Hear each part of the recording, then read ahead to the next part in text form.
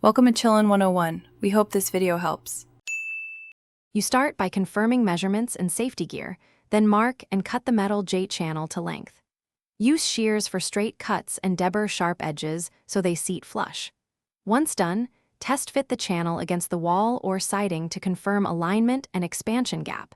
Make small adjustments now. Make sure to keep cut ends supported and label inside/outside faces. This prevents misplacement during final assembly and speeds up the following installation step.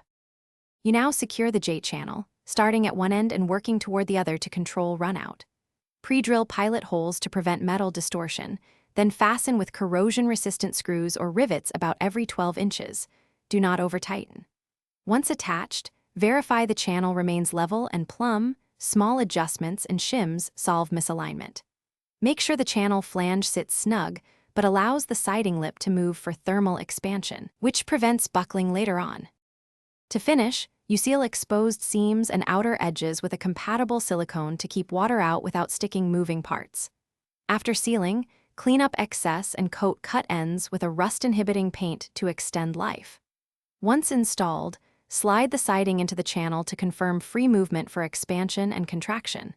If you see gaps or water intrusion, reopen the affected joint and add additional sealant. One key troubleshooting tip is to loosen fasteners slightly if binding occurs, then reseat and red-iton. Thanks for watching. Consider subscribing if we helped you.